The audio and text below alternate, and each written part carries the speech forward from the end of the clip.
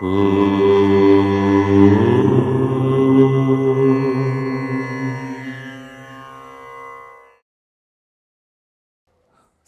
గణేశ శారదా దత్తాత్రేయ సద్గురువర బ్రహ్మణే నమః.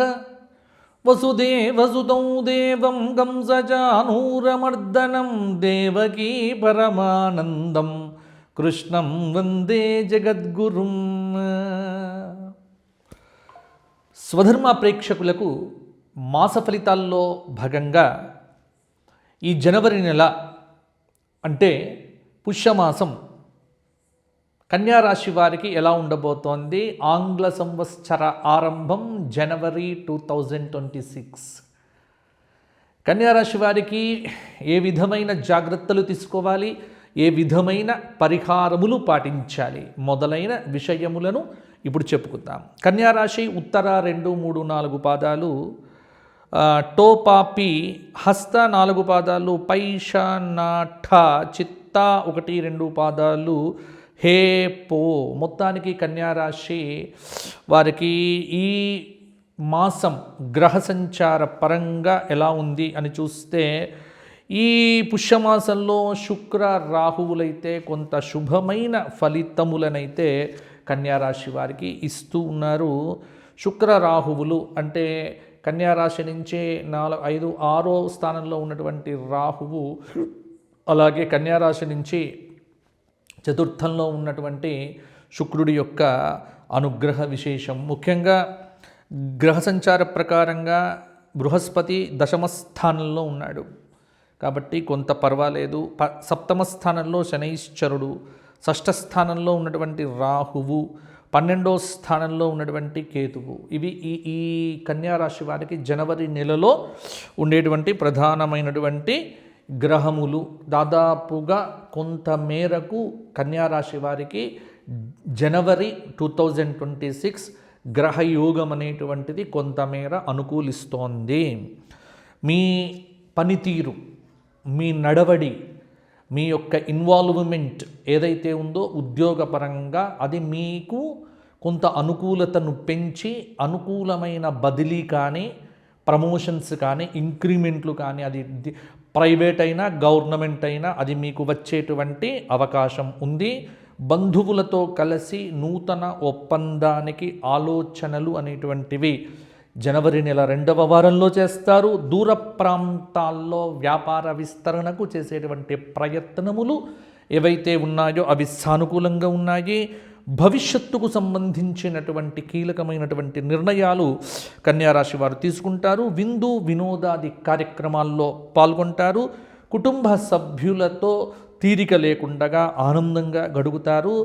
జనవరి మొదటి వారంలో ముఖ్యమైనటువంటి కార్యక్రమాల రూపకల్పనకు శ్రీకారం చుట్టడం అనేటువంటిది మంచిది. కుటుంబ సభ్యుల మధ్య ఏవైనా విభేదాలు లాంటివి వస్తే వాటిని పరిష్కారం చేసుకునేటువంటి దిశగా ఆలోచన చేయండి. ఇంట్లో ఉన్నటువంటి తల్లి, చెల్లె, భార్య, కూతురు అంటే స్త్రీలకు సంబంధించినటువంటి కొంత అనారోగ్యములు మిమ్మల్ని బాధించవచ్చు. కుటుంబ సభ్యులతో జనవరి నెల 2వ వారం తర్వాత అంటే 10 నుంచి 18వ తేదీ వరకు కూడా కుటుంబ సభ్యులందరితో కలిసి ఆనందంగా గడుపుతారు. ఒక సంఘటన ఈ జనవరి 2వ వారం చివరిలో కూడా ఒక సంఘటన మీకు చాలా అనుకూలతను ఇస్తుంది. ఖర్చులు పెరుగుతాయి. అంటే ఖర్చులను తగ్గించుకొని ప్రణాళికాబద్ధంగా ఫైనాన్షియల్ డిసిప్లిన్, ఫైనాన్షియల్ ప్లానింగ్ అనేటువంటిది లేకపోతే ఇబ్బంది పడతారు. ఆరోగ్యం మీద శ్రద్ధ అనేటువంటిది పెట్టుకోకపోతే కూడా ఇబ్బంది పెడతారు. గృహ అవసరాలకు సంబంధించి నూతన వస్తువులను కొనుగోలు చేసే ముందు 1కి 2 సార్లు ఆలోచన చేయండి. వృత్తిలో మార్పులు, కొంత వృత్తిరీత్యా దూర ప్రాంత ప్రయాణములు కూడా చేయవలసి వస్తుంది. మనోధైర్యంతో ముందుకు సాగండి. ముఖ్యంగా ఉద్యోగంలో ఉన్నతికి సంబంధించి కొంత కష్టపడటం అనేటువంటిది కూడా తప్పదు.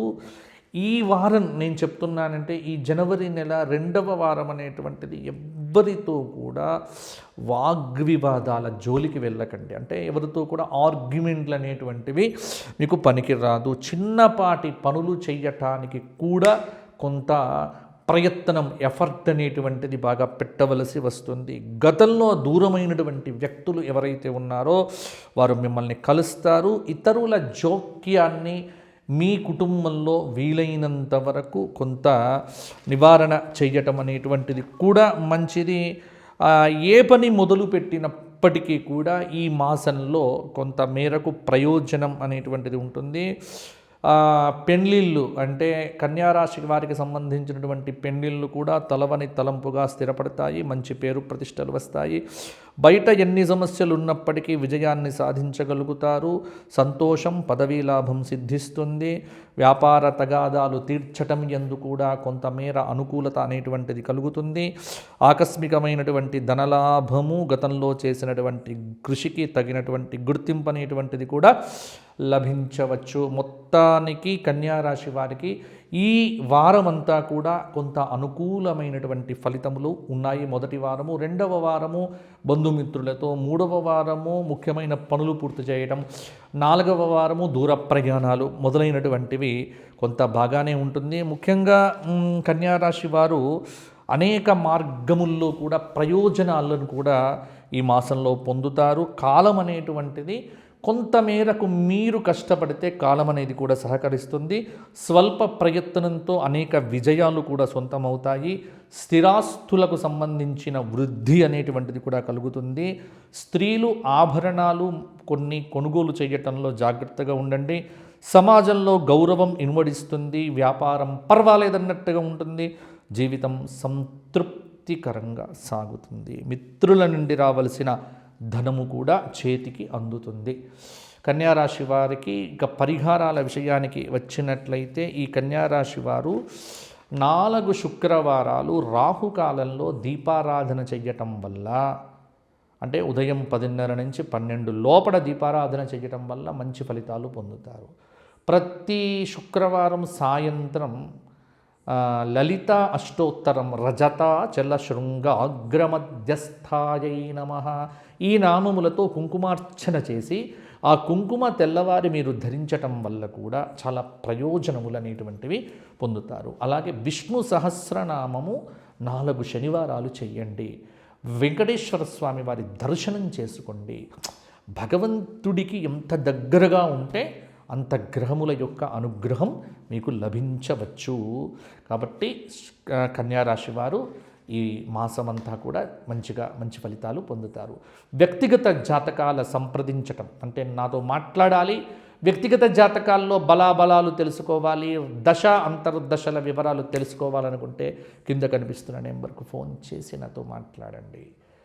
అపాయింట్మెంట్ తప్పకుండా తీసుకోవాలి. అపాయింట్మెంట్ ద్వారానే నేను మీతో మాట్లాడటం జరుగుతుంది. మీ అందరూ కూడా బాగుండాలి. ఆంగ్ల నూతన సంవత్సరం మీ అందరికీ మంచి శుభారంభాన్ని ఇవ్వాలి. దైవం, ధర్మం 2 మీరు చక్కగా ఉపాసన చేయండి. మీకు విజయం కలుగుతుంది. 2026 మీకు బాగుండాలి అని కోరుకుంటూ జై శ్రీరామ్, జై శ్రీరామ్.